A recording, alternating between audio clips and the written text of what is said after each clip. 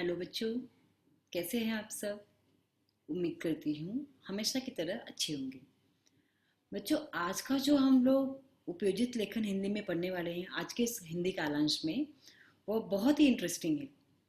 और बच्चों को अक्सर देखा गया है कि उन्हें बहुत पसंद भी आता है, क्योंकि बच्चे अपने बहुत सारे जो रंग बिरंगी जो बातें आती हैं उनके मन में वो सब इस उपयोजित लेखन के माध्यम से वह बहुत ही सुंदर तरीके से उतार सकते हैं। मतलब उनके जो मन के भाव होते हैं उसे वह इस उपयोजित लेखन में बहुत अच्छी तरह से दिखा सकते हैं और अधिक से अधिक अंक प्राप्त कर सकते हैं। तो गेस कर सकते हैं कि कौन सा उपयोजित लेखन आज हम पढ़ने वाले हैं। जी हाँ, आज हम पढ़ने वाले हैं बच्चों विज्ञापन, एडवर्टाइजमेंट के बारे में। अब हिंदी में हम जो विज्ञापन पढ़ते हैं वह क्या होता है, किसे विज्ञापन कहा जाता है, विज्ञापन का अर्थ क्या होता है, कैसे अगर आपको विज्ञापन आ जाता है परीक्षा में, एग्जाम में, तो कैसे आपको तैयार करना चाहिए, यह सब हम आज के इस हिंदी कालांश में देखेंगे। इसके बारे में जानकारी प्राप्त करेंगे। तो चलिए रेडी हो जाइए, हम शुरू करते हैं।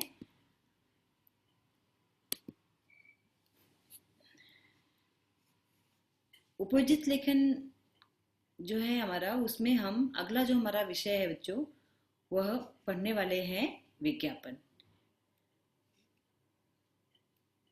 अब सबको पता होना चाहिए कि विज्ञापन हम कब करते हैं। जब कोई भी सामान नया बन रहा है मार्केट में, आपको उसको लॉन्च करना है, लाना है, लोगों के बीच में उसे प्रसिद्ध करना है, तो आप उसके लिए किसका सहारा लेते हो। विज्ञापन ही वह माध्यम है जिसके सहारे से आप अपने चीज़ों का, अपने सामानों का, या कोई भी चीज सामान हो, उसका एकमात्र माध्यम है विज्ञापन।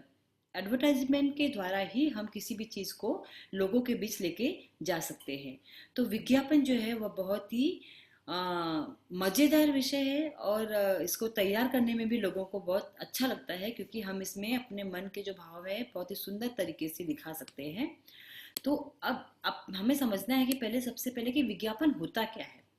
अगर हम विज्ञापन को दो भाग में डिवाइड कर दें, जैसे विज्ञापन जो है वह किन शब्दों से बना हुआ है, वि जमा ज्ञापन। अब इसका क्या अर्थ होता रहेगा विज्ञापन का। तो हमें ये जो वी है और ये जो ज्ञापन है, इन दोनों को ध्यान में रखते हुए यहाँ पे ध्यान देना है कि दोनों का क्या मतलब होता है। वी का अर्थ होता है बच्चों विशेष, और ज्ञापन का अर्थ होता है जानकारी देना, अर्थात यानी किसी के बारे में विशेष रूप से जानकारी देने वाला। कोई भी वस्तु, सामान या कोई भी चीज हो, अब उसके बारे में जब हम विशेष रूप से जानकारी देते हैं तो उसे हम क्या कहते हैं बच्चों, विज्ञापन कहते हैं। विज्ञापन किसी वस्तु की अधिक प्रसिद्धि और बिक्री हेतु अधिक प्रचार करने के लिए थोड़े शब्दों में ही जन साधारण तक पहुंचाने हेतु बनाए जाते हैं।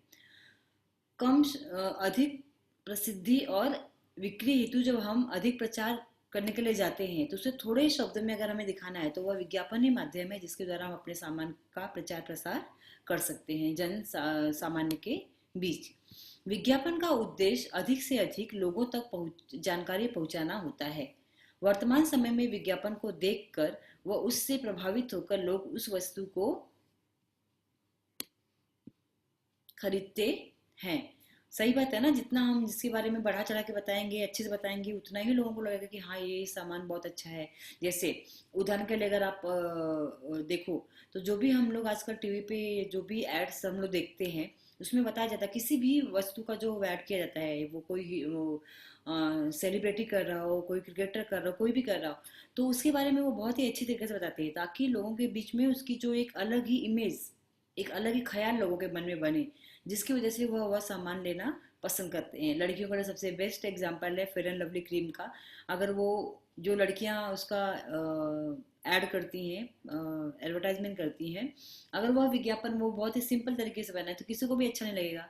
लेकिन वही विज्ञापन जब वो थोड़ा सा अपने शब्दों को जोड़ते हुए और उससे अपने आप को गोरा दिखाते हुए बनाती हैं तो सबको लगता है हाँ अगर ये क्रीम लगाएंगे तो हम भी गोरे हो जाएंगे। तो इस तरह से जो भी सामान का विज्ञापन करना है, सबसे पहले हमें जिन बातों का ध्यान रखना है वो हम यहाँ पे देख रहे हैं।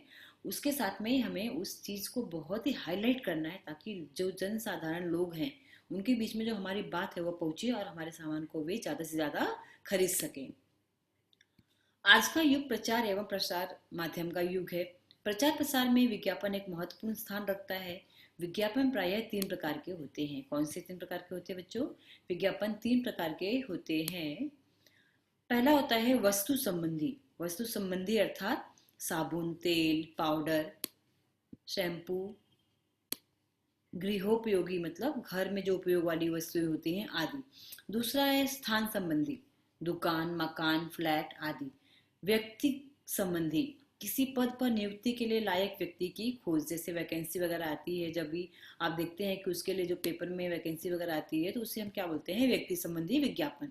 तो 3 प्रकार के विज्ञापन हम देख रहे हैं बच्चों। अब एक एक करके हम देखते हैं कि हमें किन बातों पर, अगर आपको विज्ञापन तैयार करना है तो हमें किन बातों को ध्यान में रखना चाहिए। विज्ञापन बनाते समय निम्नलिखित बातों का ध्यान रखना आवश्यक होता है। वो कौन सी बातें हैं? चलिए हम लोग देखते हैं। पहला है, विज्ञापन एक कला है, अतः उसकी खास तकनीक पर गौर करें। विज्ञापन, जो भी विज्ञापन आप बना रहे हैं, सच में वास्तव में एक कला है। आप जितना सुंदर इसे अपने प्रेजेंट करोगे ना सबके सामने, उतना ही इसका बिकने का चांस रहेगा। तो इसलिए इस कला को ध्यान में रखते हुए हमें बहुत ही खास तकनीक के उपयोग पे, मतलब जितना अच्छे से हम उसे प्रेजेंट करेंगे उतना ही उससे हमें फायदा मिलेगा। विज्ञापन की भाषा शैली आकर्षक तथा प्रभावपूर्ण होनी चाहिए। जो भी विज्ञापन हम तैयार कर रहे हैं वहाँ पे सुंदर, अच्छे और आकर्षक भाषा शैली का उपयोग होना चाहिए। कैसे, उसका हम लोग आगे उदाहरण देखेंगे बच्चों। विज्ञापन में मनमोहक घोष वाक्य होना चाहिए। ऐसे वाक्यों का प्रयोग होना चाहिए जो लोगों को आपकी तरफ आकर्षित करे। विज्ञापन संक्षेप में होना चाहिए। बहुत बड़ा विज्ञापन नहीं होना चाहिए। संक्षिप्त अर्थात छोटे में ही होना चाहिए, बहुत बड़ा नहीं करना चाहिए उसे।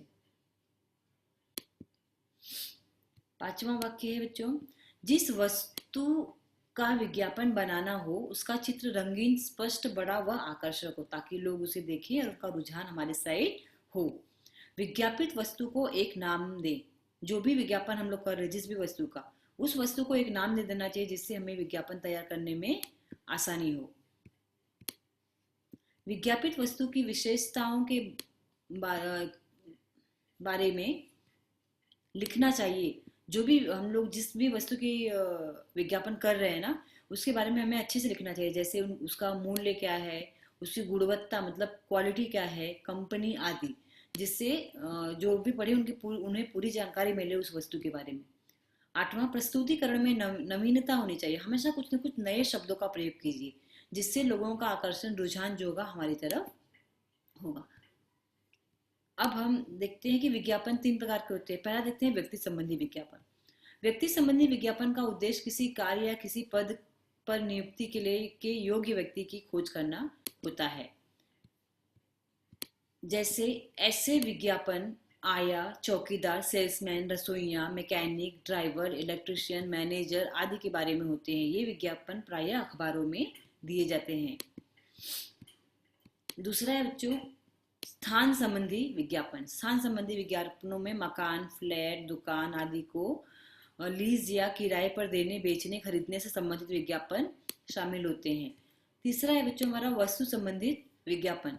वस्तु संबंधी विज्ञापनों में किसी विक्रय योग्य वस्तु के बारे में आकर्षक जानकारी देकर उसे खरीदने के लिए ग्राहकों को ललचाया जाता है।